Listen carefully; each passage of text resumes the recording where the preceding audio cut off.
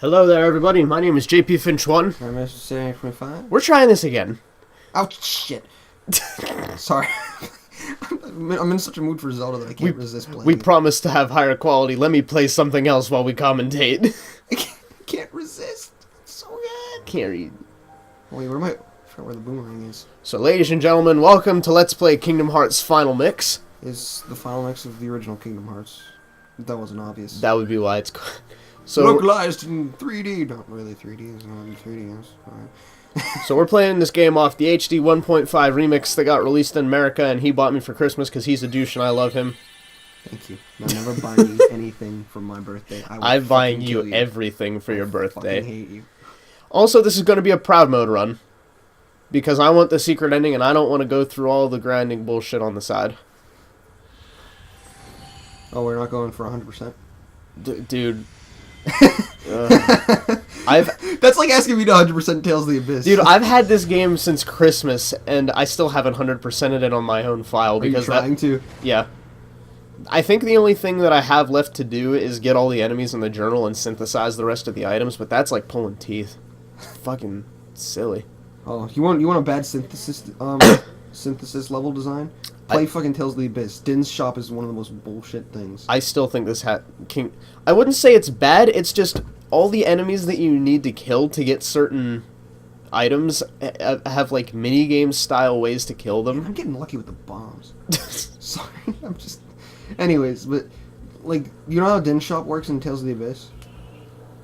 What you do is you give him items. You don't even select, like, something to synthesize. You give him items. And then, after you've given him items, he'll, like, give you a list of, like, types of stuff you can order. Then you pay a certain amount, and if you pay enough, you can get a better version of that item specific, of, like, that item type. So, like, you got spears, sword, bow, and then you can just, like, select, like, pay 400 gold, and you'll get, like, a nicer bow than you would if you paid one, like, 1,800. Oh, so it's an upgrade depending on how much money you pay. So it's a fucking gamble. You don't know. Wait, you have to gamble? Well, basically, you don't know what you're gonna get until after you've ordered the item. Okay, yeah, that's stupid. It is. It's annoying because I had to order 5 mace. Like, well, actually, I found out that there are 2 weapon shops in Caledonia. I forgot about that, so I didn't have to spend hours ordering 5 maces for the Yulia help side quest. I was able to just buy it. Yeah, I'm only synthesizing what I come across. So I might go get the ultimate weapon if I really feel like it, but don't count on it. Yeah, but I can get the ultimate weapon in the original pretty easily, but this one you have to get the ultimate weapon, you have to synthesize all the other 29 items in the game. And some of them, like the EXP earring, involve going to kill enemies like the Black Ballad that are basic. Some of them play like it's Simon, some of them play a matching game. One of them you have to give them potions to kill them, which makes no sense. It takes like 4 high potions to kill them. Jeez. Are those mushroom things? No, the white mushrooms are actually kind of easy. Okay.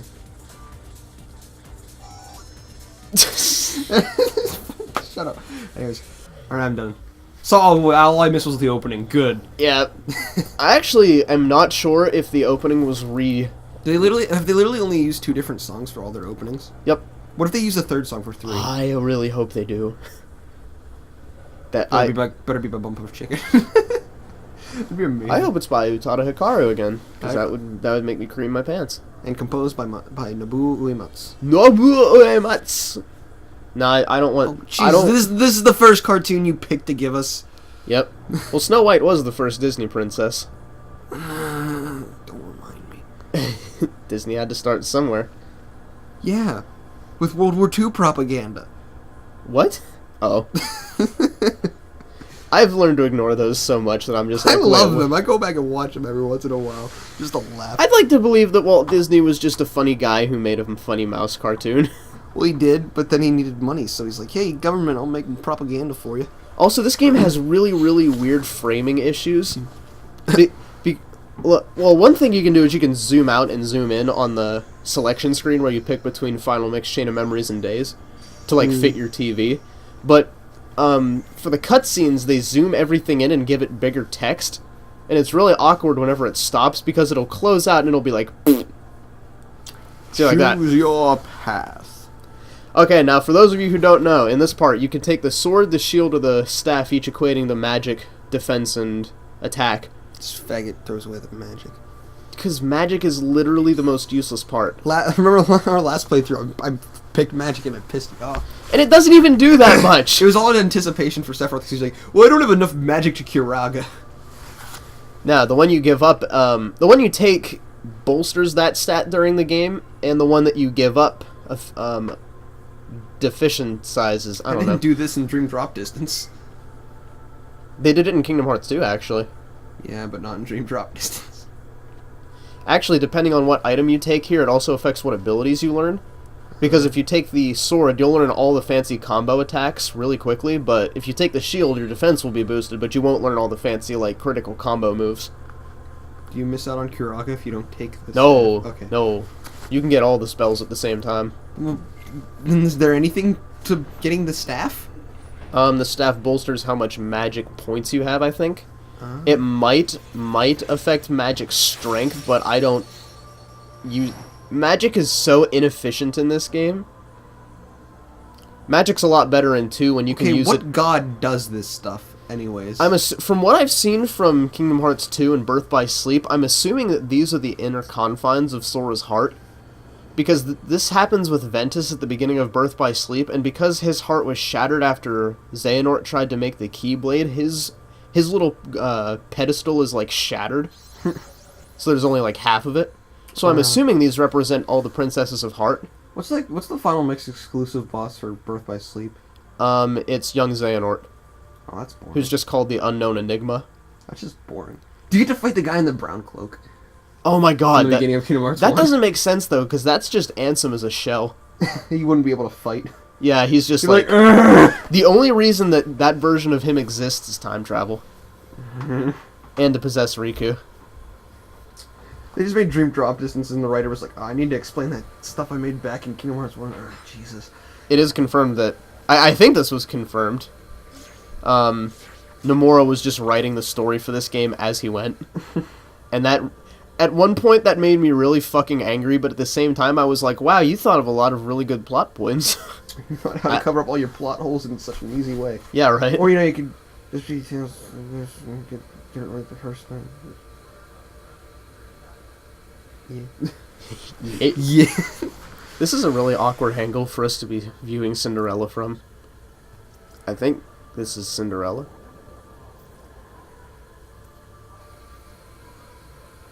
Yeah, it's Cinderella. Surprise butt sex. Surprise butt sex. Well, he's just like right up behind Sora, and Sora's like, what do I do? I find it kind of a neat idea that all the worlds in Birth by Sleep are for the princesses of heart, and then, there's fucking the Stitch world. Fucking love Stitch. He is an okay summon in... Actually, one of the cool things he does in Kingdom Hearts 2 when you summon him is he's a defensive summon. Blitz! What? I'm gonna get Blitz pretty damn quick.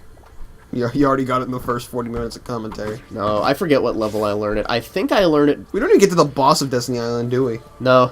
Jesus. I could record more, if you want me to. Nah, because I'm probably just gonna be like leaving around noon anyways.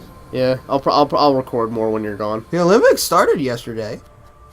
Yeah, and then we were like, hey, we're going somewhere, and I was like, oh, okay. Wait, what?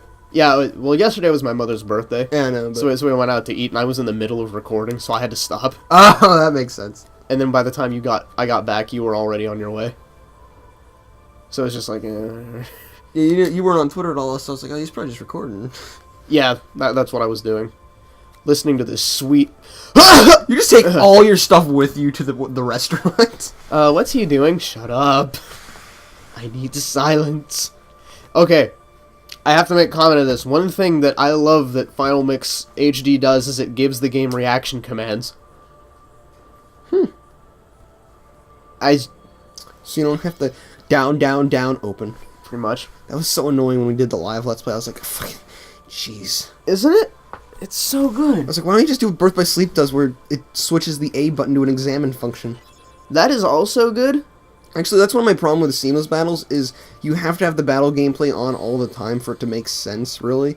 So your gameplay has to work both with out of battle gameplay and in battle gameplay at the same time.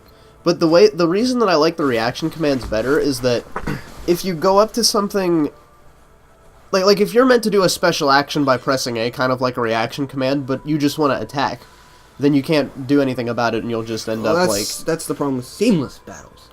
Not if you have reaction commands. Yeah, no, that's what I mean. Button. That's what I mean. But like, in like Final Fantasy, well, the good Final Fantasy games, I mean, or Tales.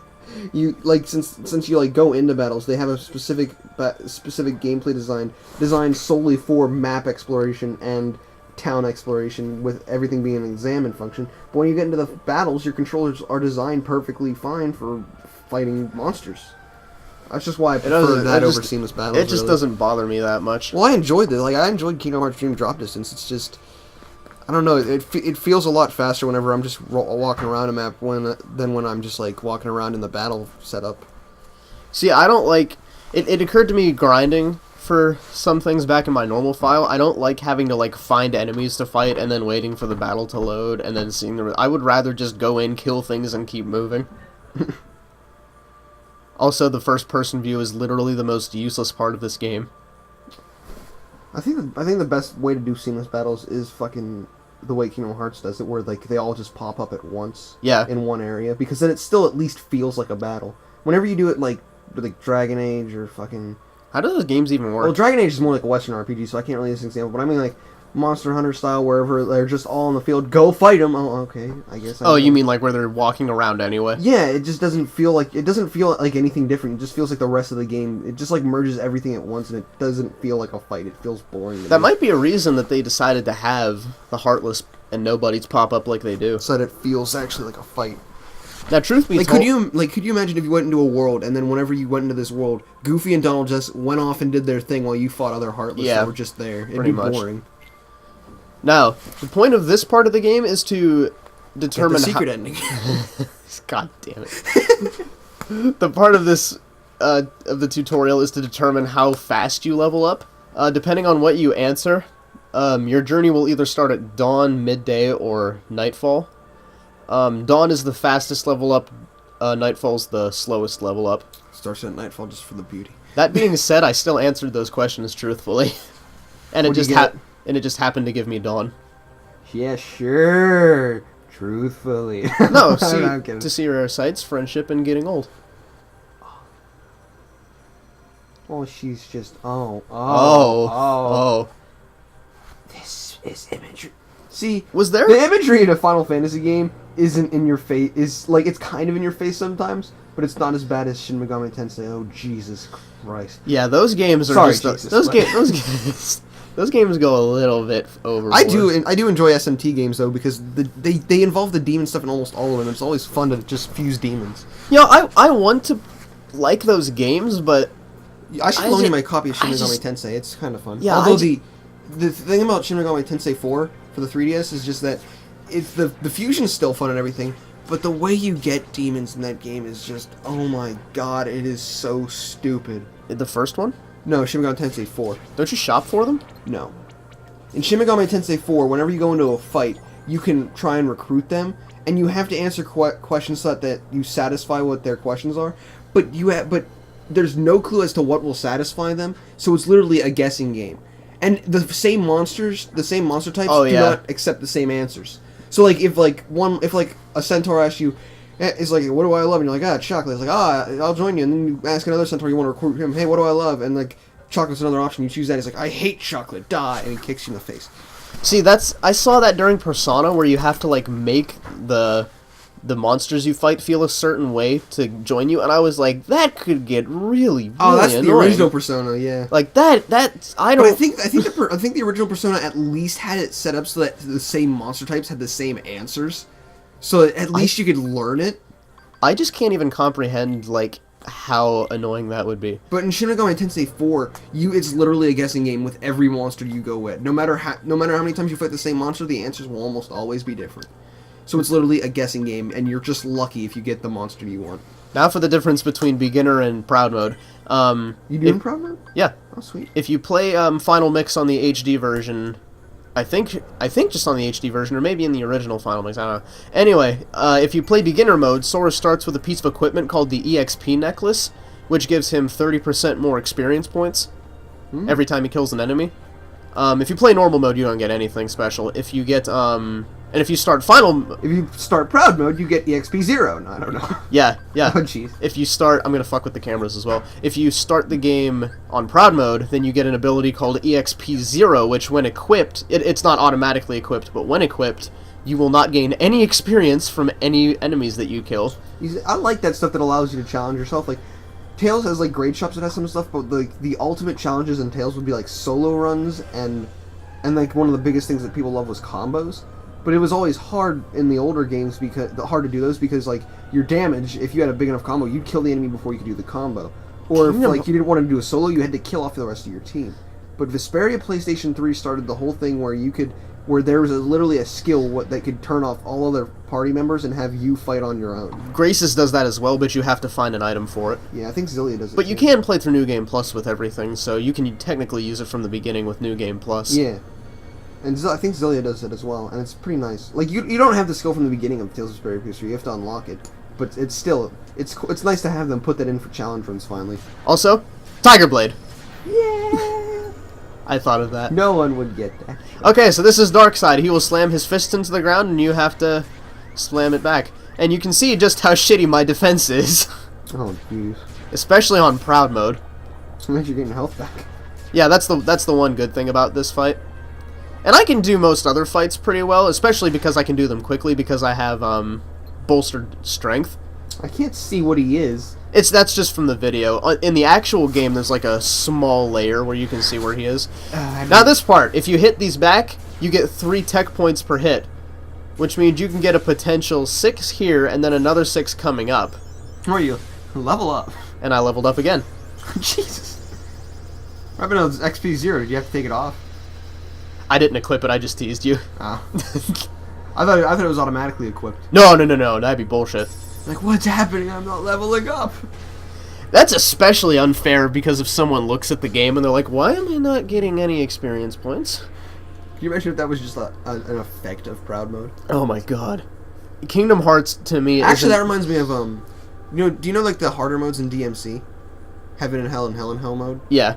But basically, like, for those that don't know, Heaven and Hell mode, all the enemies die in one hit, but so do you. And Hell and Hell mode, all the enemies take their normal damage, I think at the hardest difficulty before Heaven and Hell mode.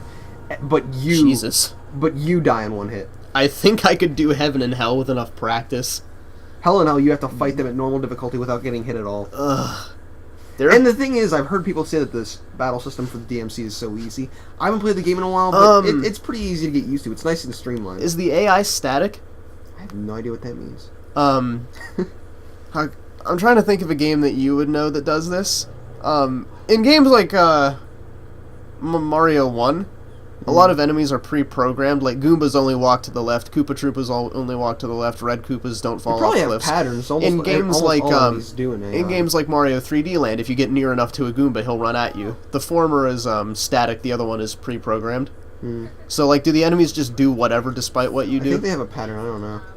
Yeah. But the thing is, they'll they pop up and then they come to beat the living shit out of you. Stop, bitches! I still want to play that game. It's fun. I haven't played the other ones, but I think I like it more because it's just, you have like so much that's designed solely for you going to beat the shit out of everything. Devil May Cry 2 is my favorite. Everyone else can shut up. Like in DMC 1, you literally have in DMC Devil May Cry, you have like this grapple hook that shoots you in, and you can go flying into the enemy and start just beating the living crap out of it. I've heard that the platforming in DMC is actually the best. It's well designed. It's like the game that they designed the game around it. It's hard to get, like, at first the jumping and stuff is like it's really just like what's the word for it? I don't want to say clunky, but like whenever you jump, you just go, you like shoot straight up. It's like an air dash. Like you have a hard time getting used to it, but once you get used to it, it's just natural. I need to beat that game. It's kind of like that in the first 2 Devil May Cry games, but his jump is really, really awkward. Yeah. And DMC is beautiful, I gotta say that much. It's fucking... Oh, man. Now, the first time I saw Riku step up on the beach there, he has, like, his pant legs taped up, and I thought he was fat, just because of the way that his pant legs looked. Hey, Kyrie, time for you to play no part in Kingdom Hearts until the last second of the last game that came out. Except for her being a princess. What? She's the 7th Princess of Heart that unlocks the last keyhole. That's the whole Whatever. point! Okay. Also, I'd like to note that Riku has an X on his chest. Like the theme of Organization 13.